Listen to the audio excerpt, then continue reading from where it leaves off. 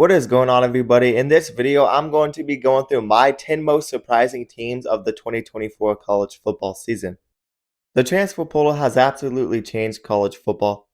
We could see a team go from being the worst team in the conference to being the best team in the conference. There's a lot of parity in college football right now, and because of that reason, there's going to be a lot of surprise teams every year moving forward. And this year certainly had a lot of surprising teams, and I'm going to talk about 10 of them. Now let's start off at number 10. I have Vanderbilt. They are the only team that I have in this top 10 that didn't win at least 8 football games. Vanderbilt may have only went 6-6, but they did it in the SEC, and Vanderbilt is always the worst team in the SEC, and they were really surprising to me this season. A lot of people were expecting this team to win no games in conference play, and a lot of people were expecting Clark Lee to get fired. But this team found an absolute gem at quarterback in Diego Pavia. The defense was bend but not break, and they played solid defense all year. They were just a solid squad, and they picked up some nice pieces from the portal this offseason. And it resulted in Vanderbilt probably having the most surprising win of the season when they beat Alabama the week after Alabama beat Georgia. Vanderbilt also competed with Texas and almost upset Texas. They really just had a surprising season, and they were a decent team this year. And because of that, I do have Vanderbilt at number 10. Number 9, I actually have Duke. They surprisingly took a step forward this year, going 9-3. That was an improvement from their 7-5 record last year. A lot of people were expecting them to take this big step backward and be one of the worst teams in the ACC because they did lose a good head coach in Mike Elko, and they also lost their leader at quarterback in Riley Leonard. But they got another solid quarterback, picking up Malik Murphy. They were a solid defensive team this year. They may have had an easy schedule, but they did find a way to win 9 games. And Manny Diaz really had a good first year at Duke, and I'm interested to see how he can lead this team in the future moving forward. Malik Murphy did enter the portal, but they picked up an even better quarterback in my opinion. They picked up Darian Mensah from Tulane. He's only a freshman, and he is truly one of the most underrated quarterbacks in the nation. He had a big first year for Tulane, and the kid has a very bright future. This Duke team really got their offense going in the second half of the season, and it resulted in Duke getting wins over NC State on the road and beating Virginia Tech.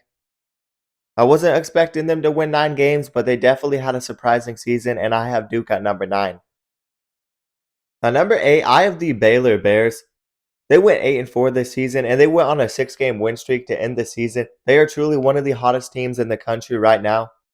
Their offense has scored 37-plus points in 5 of their last 6 games. And that includes a blowout win over Kansas, and that was a Kansas team that was playing very good football nearing the end of the season. Dave Aranda really turned this Baylor team around. He was in the hot seat, but he definitely kept his job, and this team has a bright future now because of him. There was a lot of teams with coaches in the hot seat, and Baylor was one of those teams.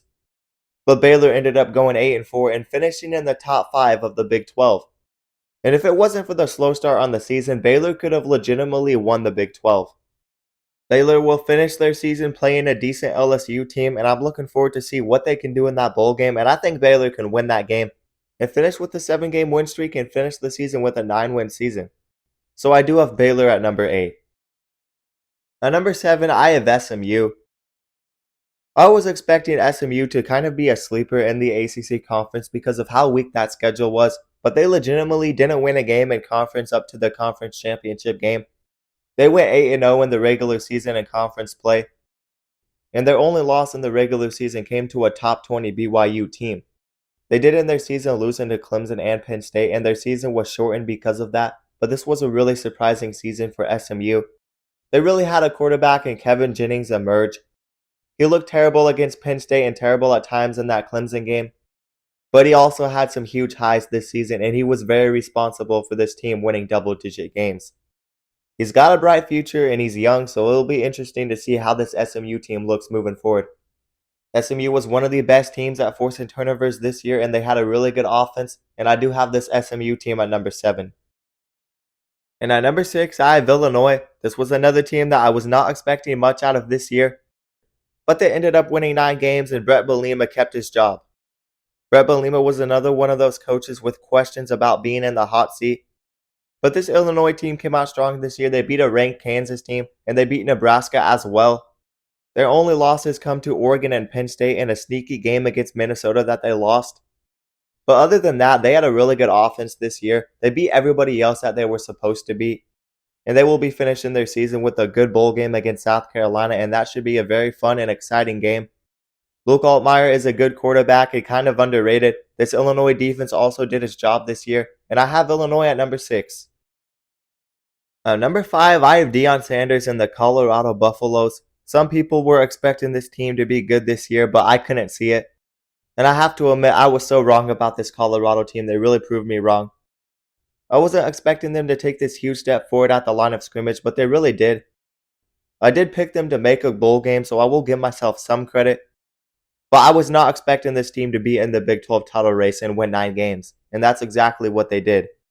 Travis Hunter ended up winning the Heisman Trophy. That's another thing that absolutely surprised me. Shedeur Sanders is one of the top quarterbacks in the nation. They have one of the top receiving corps in the nation with Wester, Jimmy Horn Jr., and Travis Hunter. And they were also one of the best at the country in getting to the quarterback with a lot of sacks on the season. This was really a solid Colorado team, and the defense took a big step forward this year. Deion Sanders has already picked up a couple of quarterbacks for the future, and I don't think he is going anywhere. I'm just really interested to see if Colorado can take that next step forward with Deion Sanders with his way of doing things. Because obviously the transfer portal can really help rebuild a team in just 1 year. But can you keep that team consistent if you are not recruiting at a high level? I guess we'll have to wait and see. But Colorado is an intriguing team moving into the future. And this season was a really surprising season in my eyes, and I have Colorado at number 5. And at number 4, I have South Carolina. They are legitimately one of the hottest teams in the country right now. I wish they would have made the playoffs. I mean, they beat a team that was in the playoffs in the Clemson Tigers, and Clemson was really the only team that put up a fight in the first round of the playoffs. South Carolina had one of the top defenses in the nation. They had that weird game against Missouri, but they were very consistent on defense in the second half of the season, and really for a majority of the season. In 5 of their last 6 games, they held their opponents to 20 points or less, and they've been really dominant. The offense is on the rise with young quarterback Lenoir Sellers. Their offensive line is young, but they really improved this year. This is a young team with a bright future, and Shane Beamer is just a very good football coach. I'm interested to see what they can do moving forward. They picked up a 5-star quarterback in Aaron Nolan, so maybe he'll compete with Lenoir Sellers for the quarterback position in the future. But regardless, I think the South Carolina team has some of the pieces necessary to make a run in the future. I think they had the pieces this year. I wish they would have made the playoffs because they could have been a sneaky team. But regardless, they will finish their season playing Illinois. I do expect them to win that game and finish the season with a 10-win season. South Carolina was a really surprising team to me this year. I wasn't expecting them to win this many games, and I do have South Carolina at number 4. And at number 3, I have BYU. BYU was a team that was undefeated for a majority of the season. It was looking like they were a lock to win the Big 12 until the Big 12 just absolutely collapsed right in front of our eyes. But regardless of the 2 losses BYU had near the end of the season, this was still one of the surprises of this season. And this BYU team ended up winning double-digit games and having some decent wins on the season.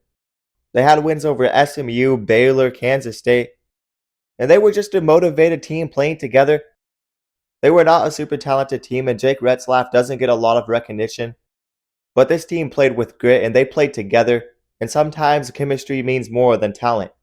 And that's why this BYU team was able to win a lot of games this year, and they will be finishing their season with a fun little matchup against Colorado in the Alamo Bowl. I think that game will be a toss-up, but regardless of how that game goes, BYU had a surprising season. Their head coach has been doing this for over 10 years, and he proved why he is still one of the most experienced coaches in college football. It will be interesting to see how BYU looks moving forward, and I do have BYU at number 3. And at number 2, I have Arizona State. They lost 2 games, and it seemed like they were out of the picture to win the Big 12, but they completely came back and won the Big 12, and it was shocking. Cam Scatterbo emerged as a running back. He's probably the second best running back in the country behind Ashton Jeanty. He's the only running back with over 1,000 rushing yards and 500 receiving yards. This Arizona State team is a young team, but they really have some talented offensive playmakers. Jordan Tyson is an underrated receiver with over 1,000 receiving yards. Sam Levitt is a young quarterback that they picked up out of the portal, and he did an excellent job this year. The defense for Arizona State continued to get better and better every week, leading up to their Big 12 championship victory over Iowa State. And now they have a chance to play on a big stage against Texas. And that game will be played in just a week. So they will be playing in the playoffs against one of the best teams in the country. And could you imagine if they managed to beat Texas? If they beat Texas, Arizona State is easily the most surprising team on the season. I was not expecting this team to take this big leap forward with Kenny Dillingham this young in his coaching career. And they had a huge turnover in the portal this season. They lost so many players to the portal in the offseason. They lost their star quarterback in Jaden Rashada. I was expecting this team to maybe sneak their way into a bowl game, but that was even hoping for much. But they ended up winning 11 games and winning their conference. This was so surprising to me, and I do have Arizona State at number 2. And at number 1, I do have Indiana. I think they were the most surprising team in the nation this year. And I know they didn't beat anybody, and you could make a case for Arizona State to be ahead of them. But I was not expecting Curt Cignetti to come in year 1 and add all these transfer portal players and this team completely to be turned around in 1 year. I was not expecting them to win 11 games and make the playoffs, but that is exactly what they did. But as Curt Cignetti says, Google me, I win. I guess that is still true to this day. People might look back on this season and devalue it because of the lack of competition and how much Indiana ran up the score. But it's not easy to win that many games and not slip up against any team. Obviously, they lost to Ohio State, but they overcame a tough test against Michigan. They went undefeated all the way up to the Ohio State game. They had dominant wins over Nebraska, Northwestern, Michigan State, and so many more teams. This Indiana team really isn't super talented, but Curtis Wark was one of the most surprising quarterbacks in the nation. He's a really good quarterback. They brought over so many playmakers from James Madison, including their receiver who had a great season.